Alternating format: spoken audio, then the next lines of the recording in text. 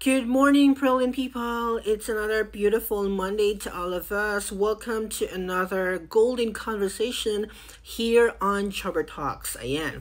So, today mga my dear, maupay akong pagmata. And as usual, we need to drink our coffee. It's our coffee time. At the same time, na ako'y bread na naka-ready. So, ganahan ko mag-talk karon kay na ay video nga naka-trigger sa ako kung nganong gusto na ko na siya i-share sa inyo ha. Ka-familiar mo aning bagong show karon sa Philippines. Actually, di mo siya bago kay murag season 2 naman siguro na or 1 pa ba na kanang Idol Philippine Idol or Idol Philippines nga pang bata. Kana siya ha. So karon daghay mga bata diha ang contestant nga murag nay pinagdadaanan, murag ang ilang mama na ay sakit or any members of the family ba na ay sakit. Unya di po ko makaingon nga drama siya mga my dear kay makita magina ko ang intensity sa bata kung unsa siya nga nasakitan, unsa siya ka-emotional while iyahang gitel ayang kwento nga gusto siya makiglaban sa competition kay gusto niya mapatambalan iyang inahan or aduna po to'y isa gusto niya mapatambalan iyang igsuon, gusto niya mapatambalan iyang amahan, any members of the family. So kung atong sumahon mga my dear, daghan kaayo sa Philippines karon ang ga-suffer when we talk about kana bang atong healthcare system sa country nga dugay na kaayo nga problema. Masubo ko magtan-aw actually kay sa akong case mangud karon while nakapuyo na ko aning country nga Taiwan, makaingon gyud ko nga hayahay kaayo ang citizen diri kumbaga when we talk about healthcare system, nahatagan gyud value sa ilahang government. Kumbaga ang ilang mga taxes mga my dear nagikolekta sa ilahang government gikan sa ilang mga kahago, no, even ang mga foreign teachers sa klaw man ana dili gid ta moingon nga kasayang ba sa ako ang gihatag kay when it comes to medical support, grabe gyud kanindot ang gina-offer sa mga Taiwanese people sa ilahang katawhan. Masad kay ko maghuna-huna nga nay mga bata sa mga video nga akong makitaan ba nga manggihilak sila kay maluoy sila magtanaw sa ilahang ginikanan. Makita gini mo as in, makita gini mo ang dagway sa iyang mama for example nga naagyoy karamdaman, naagyoy sakit, dili gid siya healthy.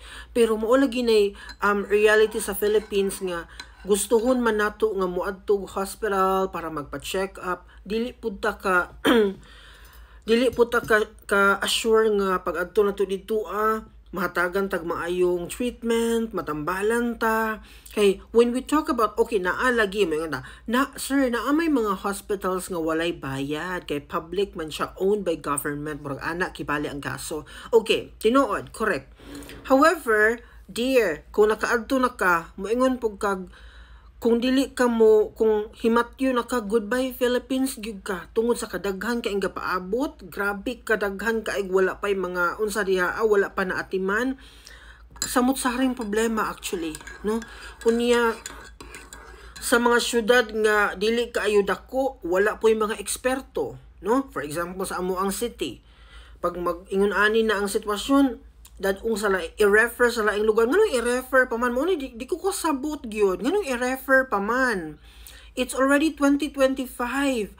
Up until now, naara gihapon ang konsepto nga i-refer ta mo sa kaning city kay wala may expert nga mo at liman nimo diri. Ha?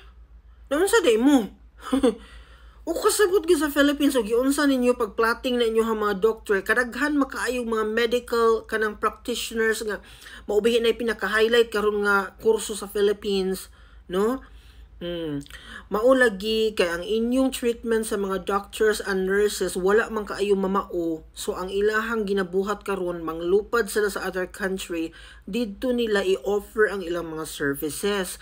So pag abot karon sa Philippines nagkulang-kulang na ang atong mga medical practitioners kay wa man ninyo gitagaag value, wa gyud magkadimao dear, no?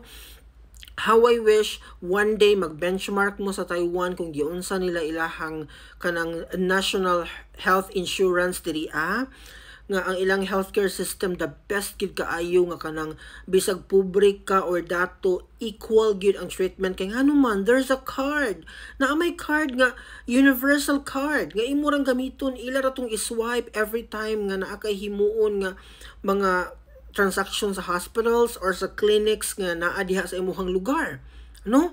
So atiman gyud kaayo ang mga citizen nila diri, and no wonder nga ang mga kinabuhi nila diri mga but og tag 90 to 100 ingon ana or more than that.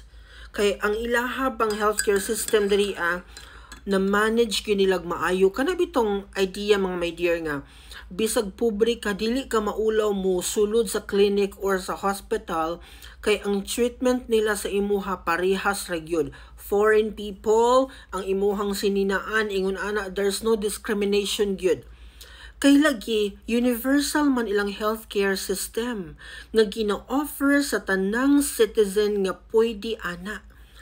So nganon di man nato mahimo sa Philippines? Karon makita na to ginagamit sa mga politician, nagpromise nga mauna, i-free na ko ang hospitalization, blah blah blah, echebureche nga ang kwartang gigamit, money from the people. Pero murag si kinsa, gamit-gamit sa iyang pangalan, duula si blah blah blah, imo din ang kwarta. Nga kwarta man na sa taong bayan. Pero ang gihimo, pwede kaayo na to bag-ohon ang ato ang healthcare system pero wala gi-apply sa Philippines. Ganun man. Kay once nga kana siya mahitabo sa Philippines, for example, ma-apply na to tong universal nga healthcare system nga for everybody, wala na yung magamit ang mga politician sa ilahang mga campaign puhon. Kay maubay na ilang paglaom. Maubay na ilang i-promise sa mga pobreng katawhan. Daghan ba kay naglisod sa Philippines. So every time nga na ay mo-offer sa ila nga kanang connected sa health, magkarakara in town ang mga Filipino pagkaluoy. Pero balik ta sa ako ang pinakaunang statement here. Medyo magsakit akong dughan magtanaw. I was once in a moment nga nag 50-50 akong mother. If wala ko diri adto, siguro grabe na mong lisuda. Luoy siguro kay akong mama. Siguro wala siya katilawg hospital or whatsoever. Siguro gaanto siyag maayo kay dili mahatag ang kanang unsa nang mga medical nga butang nga pwedeng makahatag og comfortability sa iyahang sitwasyon. Ingon ana bitaw kay lisod kaayo masakit sa Philippines sa tinuod lang gyud. Makasubong paminawon, dugay na kaini siya nga problem pero wala gyud intawi solusyon. Makaingon gyud ko, labi na sa akong syudad, my gid. Buta lang. Sorry pero pintukan na gini nga istorya. Mao man gini tinuod, no? Mao man gini tinuod. Arang lisuda kay masakit nga daghan ang tanay paagi ba nga atong masolusyonan ni siya nga problema. Luoy kay ang atong mga kababayan, labi na tong mga pobre kaayo kadtong mga pila ra intawi inadlaw, minimum ra 350 or even lower than 350 in a day. Unya daghan siya pamilya, daghan siya gipakaon, laghan kay problema sa iyahang family. Unya kung naay masakit mo to, utong-utong na lang gyud, no? Kung naay masakit, hampul-hampulan, utong-utong, whatsoever na lang ang himuon. Hangtod mo abot sa point nga, mag 50-50 na, delikado na, di na matabang. Kita ninyo ang Facebook na to karon? Daghan kaigsig pangayog GCash. Kay ngano, kung ang ato lang unta ng healthcare system, dili ingon anak kamahal, no, kana bang ma-afford unta na sa tao, wala na unta na yung mga citizen nga mahasol. Kaya syempre, mangayo magyugtabang ang hingtungdan. Kay gusto man nila nga mo survive ilahang kanang family members. Kinsa man intawi ka ng, bisag unsa biya nato ka pobre, once nga family member nato na siya, i-fight ba agad nato in town nga makasurvive. So how I wish, no? Moabot ang panahon nga sa Philippines mabag-o na untana ang atong healthcare system. Dili lang untana ni siya para sa mga privileged people or sa mga dato nga individuals. I hope moabot ang panahon nga in the Philippines ang healthcare system nato is for everybody na gyud. That's all for today. See you tomorrow. Bye.